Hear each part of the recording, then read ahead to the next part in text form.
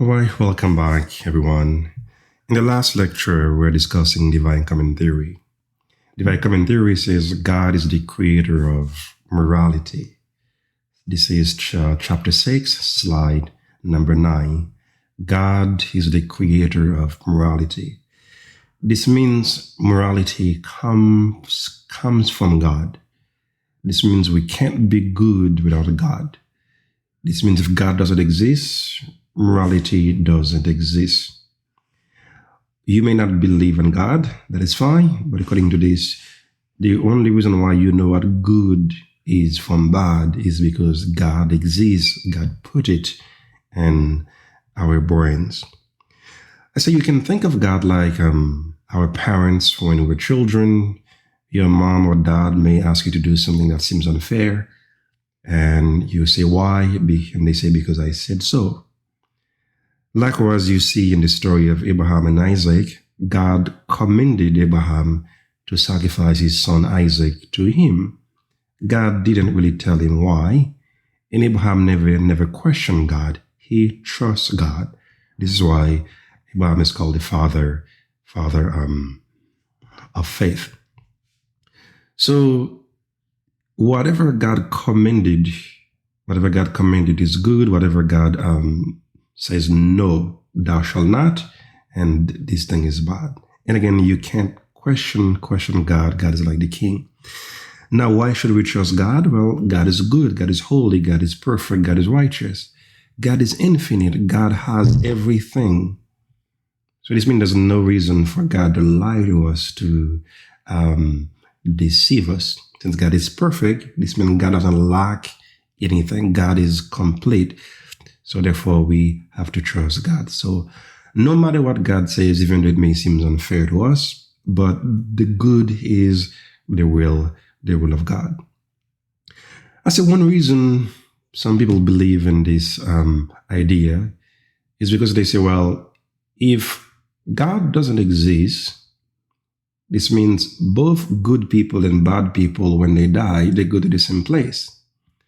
Then why should I be virtuous and kind and compassionate and loving if I know I'm just going to die? Yes, when we die, we live the world a better place, but it's not enough. Some also say, for morality to make sense, after we die, life must go on. Because in this life, we never become morally perfect, morally excellent. We always have flaws, things we fight with every day in our lives. So the moral project must go on. This can only go on if God exists. Some people also would say, well, in this life, many people suffer, they die in agony, in pain, and terror. And there are evil people, criminals who live happy, long life. So this doesn't make sense. So there has to be a higher power, aka God, who holds people accountable for what they do. So again, God is the creator of morality. If God doesn't exist, there's no morality. There's what I like, I call them good. What I don't like, I call them bad. But ultimately, fundamentally, objectively, universally, transculturally, there's no objective morality. Not everybody is convinced. First, some would say, well, when you say God, which God do you mean? Second, do you love your children because God told you to love them? Or is it just naturally you love your children? So it seems that there are things we know how to do them without God telling us to do them. Number three, some would say, well, if God is good and God is the author, creator of morality, then why does God allow evil to exist? When you look at this world, there's so much pain, suffering, chaos, tears, genocide, rape, poverty, hunger in it. And you say God is good.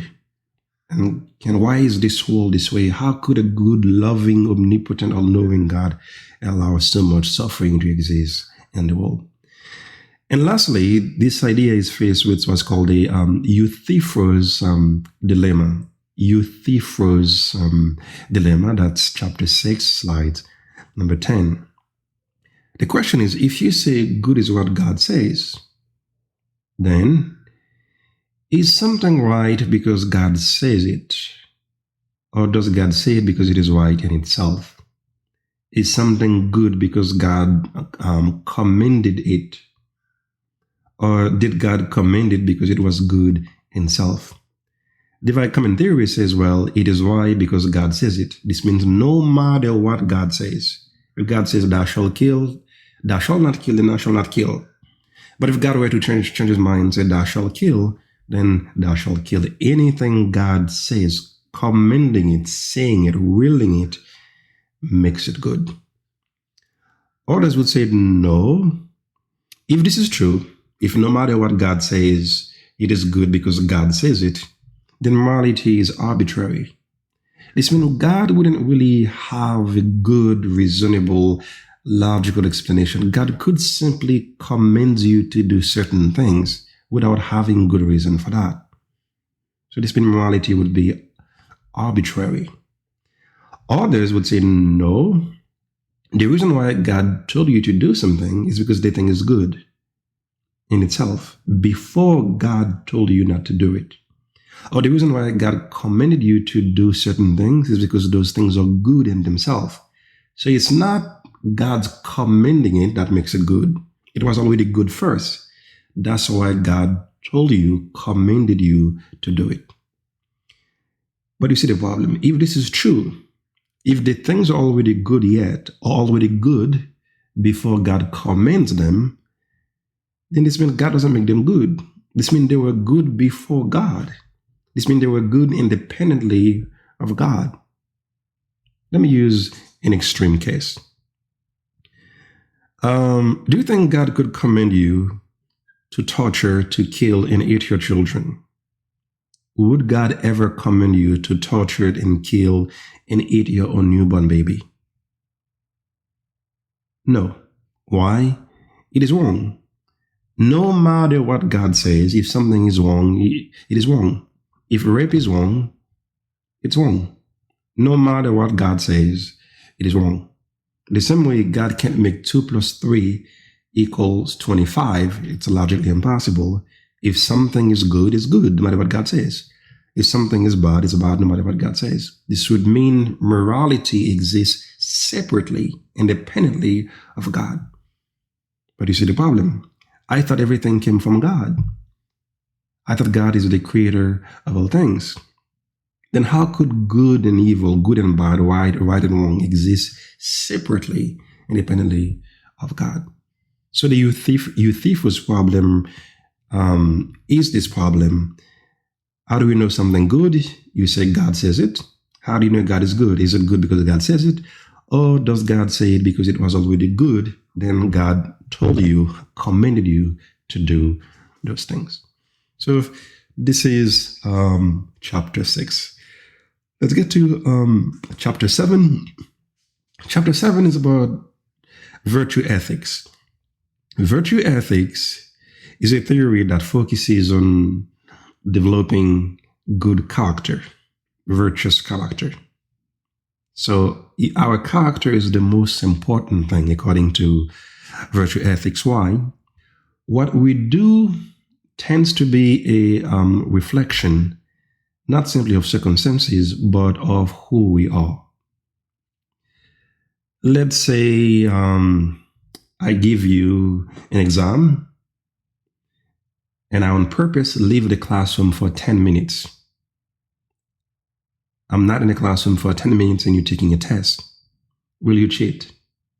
See, it depends on your character. Some people won't do it. No matter what, they will never cheat. So this is what we mean when we say there are certain things I don't do. That's not who I am. That's not what I am. I'm not this type of boy. I'm not this type of girl.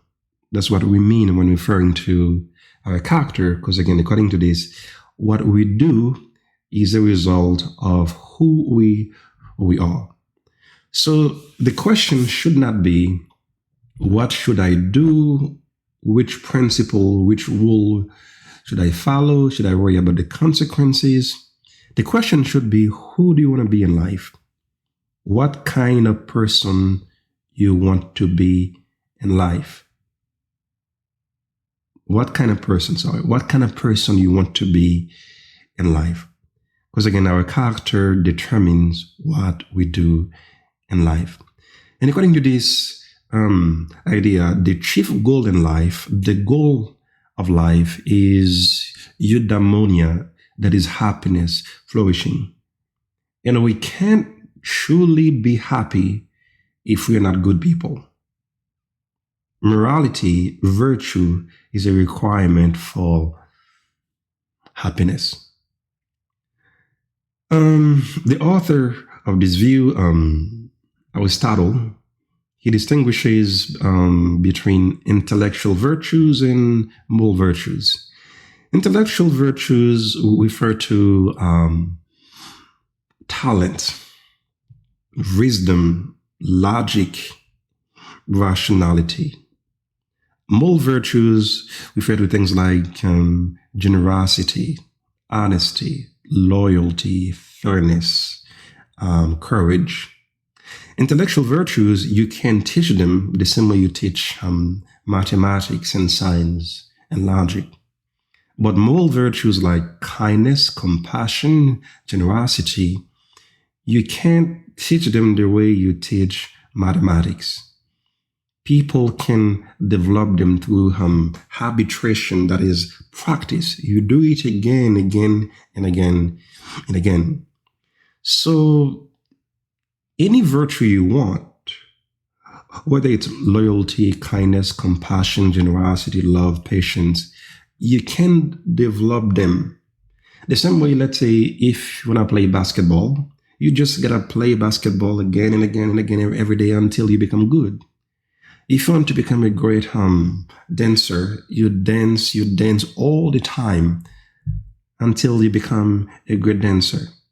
Likewise, if you want to become brave, do brave things. If you want to become kind, do kind things. If you want to become loving, compassionate, generous things, then do loving, compassionate, and generous things.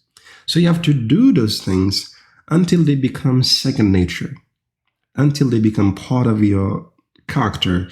You predispose to do them. You automatically want to do the good things in the first place.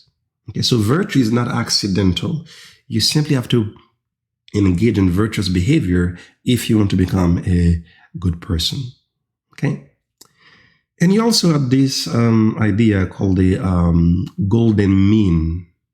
The golden mean is a midpoint balance between two extremes. It's a midpoint, a balance between extremes. For example, foolishness, recklessness, this is a vice. That's not a good thing. Cowardice, that's also a vice. So between recklessness and cowardice, there's a virtue. That's what we call courage. Recklessness means too much courage. Let's say walking down the streets, 3 guys pull their guns on you. They pull 3 guns on you. Can you fight them physically? If you try to fight 3 people with guns, you see you're acting recklessly. That's not courage. But if also any tiny noise, anyone who challenge you, you run away, that's cowardice. So between recklessness and a coward, there's a virtue. That's what we call courage. Also, selfishness is a vice. If you're always selfish, always me all the time, this idea, I would say, this is a vice. But if you're completely selfless, this is a vice too. Selfless means you always put the interest of everybody else before your interest. This would be a vice. So between this vice and this vice, there's a virtue. This is what we call moderation. See? Or let's say you're a very cheap person. You're cheap. You can even buy your girlfriend flowers. You're really cheap. That's a vice. Let's say you show off all the time. That's a vice too. So between cheapness, which is a vice, and showing off all the time, that's a vice. Between them, there's something called generosity. That's a virtue. So all virtues find themselves between two two vices. On the left, there's a vice. On the right, there's a vice. Extreme. Between them, that's a virtue. So that's what the doctrine of the golden mean means. Okay. So this is explained in chapter 7, slide number 4. Next is what's called natural rights ethics. Natural rights ethics says the rights we have as human beings, they're natural, they're self-evident, they're God-given. We have rights because we are children of God. And let's see, 2009, there was a story, I think 2008 or 9. A woman called Nadia Sulman. She had 6 children. She wanted to have 2 more kids through in vitro. By accident, she ended up with 8 more children. So in total, she had 14 children, 14. All of them below the age of 7. This means none of them can work to help. None of them can work. None of them can help each other. Imagine having 14 children, all of them below the age of 7. It's like a tiny daycare, pretty much. Now, when the news broke out, people were okay. They say, well, that's your choice. If she wants a big family, 14 children, that's her God-given rights to have 14 children. Soon after, people realized she was living on public assistance. That is, the government was helping her. Taxpayer money was being used to help her. Then people begin to ask the question, well, if you know you don't have the financial means, you don't have the money to raise them, should people be allowed to have 14 children? Should you say, you know what, I'm going to have 10, 20 children, and then after that, say, government, please raise them for me, take care of them?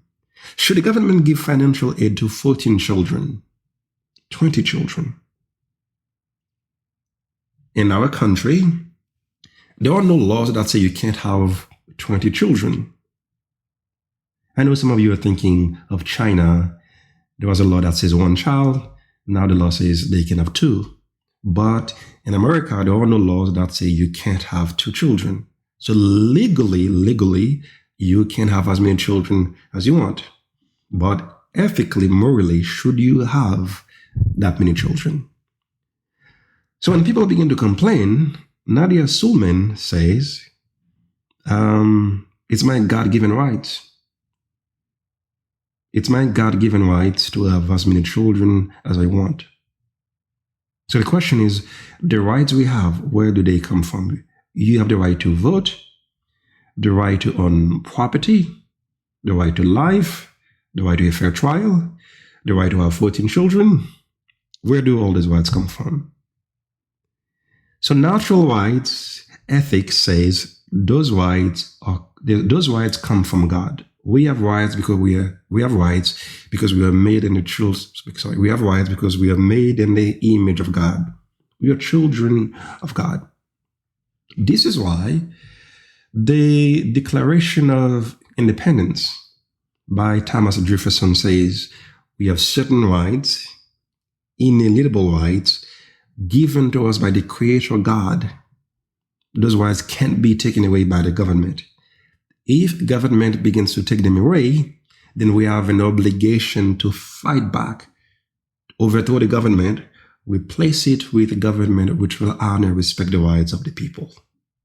This is what exactly the founding fathers back then did, because King James III wasn't respecting the rights of the colonies. They fought the British back then and built this country. So the United States is based on this idea. We have certain rights given to us by the Creator God. The government exists to protect the free exercise of those rights. The right to property, life, health, liberty, and so forth. This means the government The government can't give you food to eat. The government can't give you a house by the beach. But if you have a house by the beach, they must protect it. They can't give you food, but they must make it possible that you could go outside out there and look for a job so you could take care. So you could take care of your own self. So this is it's slide number 5, chapter 7. Okay. So this is why in the 1860s, there was a civil war in the United States, because people thought having slaves, this was your God-given right to own people. And some people were saying, no, you can't own people. But people in the South, they were saying, well, if I have a slave, that's my property. The government can't take my property away. And we ended up fighting a war in the 1860s because of this. This is why also people carry guns in this country. European countries like Germany, France, England, people barely carry guns. But notice in the United States, people carry guns. Why? In case the central government, the federal government, becomes too powerful, in a well-regulated militia, citizens have the right to carry guns to defend the states, to defend themselves, the states, against the federal government. Now, the only problem is that when those laws were passed back then, a gun could only take 1 bullet or 2 bullets. Nowadays, the guns are way more powerful, but the law remains exactly the same. So the government exists not to give you life, not to give you money, housing, food. The purpose of the government is to protect, primarily, is to protect the free exercise of the rights. That is, the government create a free space, a safe free space where you could go and pursue your life on your own. So all the rights we have, even though they're written in the Constitution or Bill of Rights, the Bill of Rights or the Constitution simply guarantees them. But ultimately, they come from God. Okay. Next, it's determinism versus hard determinism. Determinism is the claim every event is determined by preceding events and the laws of nature. Everything that happens because of past things and the way the universe is built. For example, if I go outside and I see it begins to rain, I ask you, why is it raining? You may say, well, it's raining because there's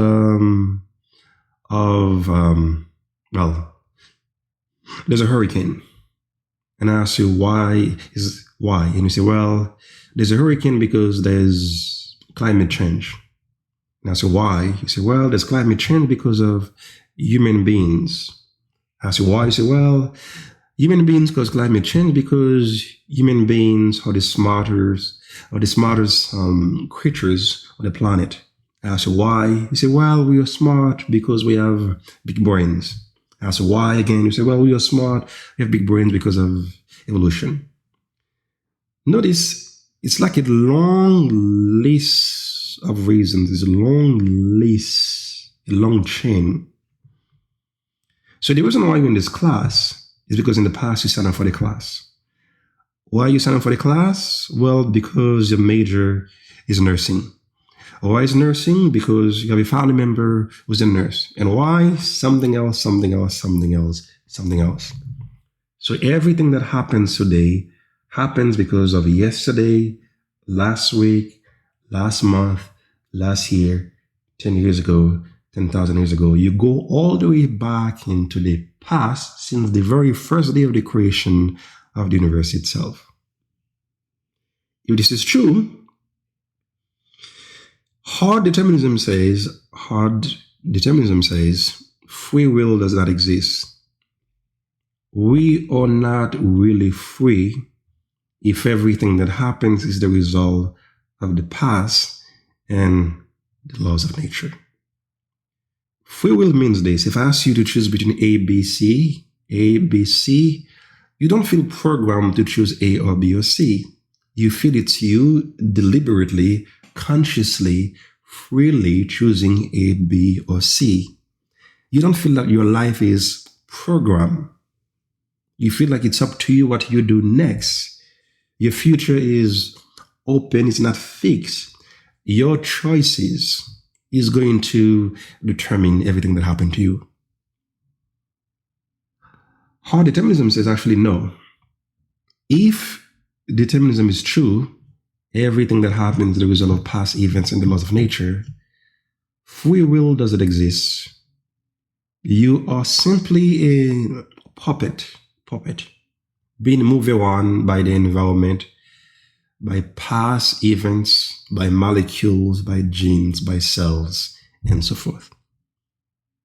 This means you are not really in control of your life. Everything that happens because it was determined by what? By, again, past events, also the way you are built physically, that is your genes, your molecules, physiology, genetics, and the environment itself. This means you are not free. The same way the flowers, the rivers, the sun, the earth, the trees, they're not free. You are not free. Why is this important? If free will is an illusion, if we're not in charge of our lives, we have no freedom. And the question is, how do you hold people accountable for what they do? Can there be right and wrong if there's no free will? Let's take a case. Nicholas Cruz went to Parkland, shot and killed 17 people. What should we do with him? The law says, since he committed a crime, we have to judge him, we have to hold him responsible. We could give him life in prison, or we could give him the death penalty. But if there's no freedom, if everything is determined by past events in the environment and the genes, it's mean Nicholas Cruz wasn't acting freely. He had to do what he did, given who he is physiologically, biologically, given the family upbringing, given the circumstances, given the culture, given his past, he had to kill 17 people. So, the same way, let's say, if you have blue eyes or brown eyes, green eyes, it's not a choice. If you're 5 feet tall, 6 feet tall, it's not a choice. If you're a male or female, it's not a choice. Likewise, whatever you do, it's not a choice. There are things that happen. There are events, occurrences in nature, but there are no choices. Let me use a different one. If an apple falls off a tree, it's not because of choice. The apple falls off the tree because there are things happening in the environment. There's the wind, the weather, maybe it's cold. There are things happening in the branches, in the trunk of the tree. Maybe there are things happening inside the cells of the apple. That's why the apple falls off the tree. But the apple did not freely choose to fall off the tree. It's an illusion. If the apple were to say, I'm freely falling off a tree, it would be a lie, illusion. In the exact same sense, this is saying our behavior is like the apple, the orange falling off a tree. It's not a choice. There are simply events, happenings, occurrences in nature itself. If this is true, somebody like Nicholas Cruz, we can't really blame him. You can't really hold him accountable. We should replace the legal system, the justice system, with mental institutions. When somebody does something wrong, it's because nature misprogrammed them. You can send them to the psychiatrist to see if they could fix them. But the same way, you can't blame people if they have cancer, if they're blind, if they have blue eyes or brown eyes, if they're a male or female, 5 feet tall, 6 feet tall. You can't blame them for that because it wasn't a choice. If I rob a bank tonight, if Nicholas Cruz killed 17 people, it's simply a natural event like the apple falling off a tree. This means I shouldn't be held responsible.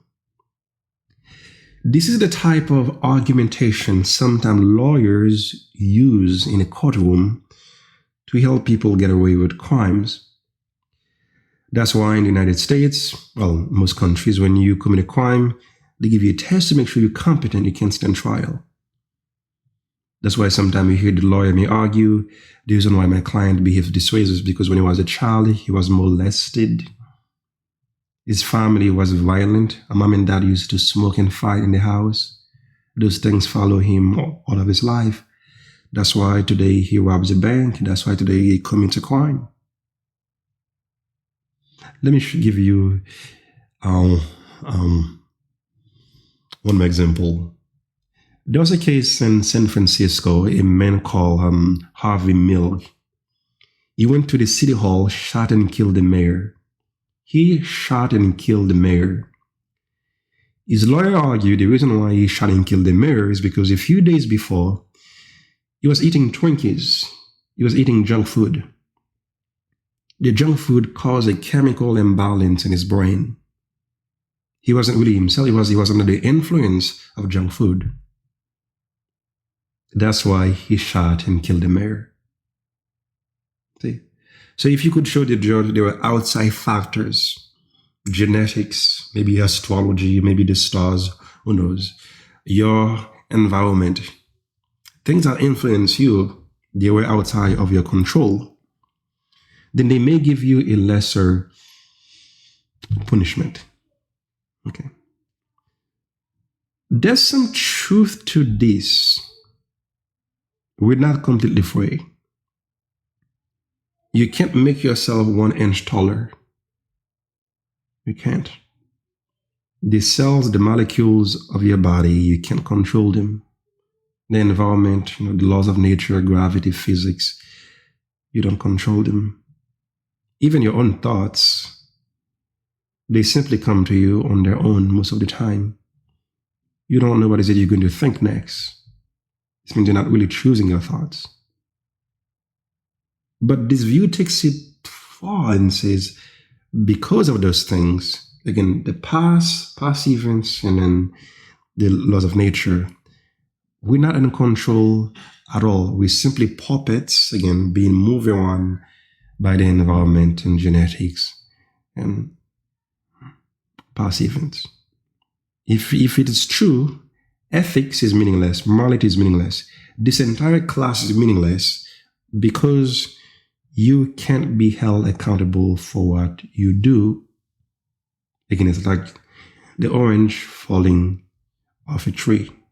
So there's no reason to praise people for good behavior, applaud them, clap, say this is a good thing. There's no reason to blame anyone because nobody is responsible for anything. You were just born one day and nobody asked you for permission. One night, mom and dad were having sex and oops, they made you, right? Okay. So, this was a brief summary of chapter 6 and chapter 7. Should you have any question about it, please you could post comments under the video, and feel free to email me with questions about the exam as well. Thank you for watching.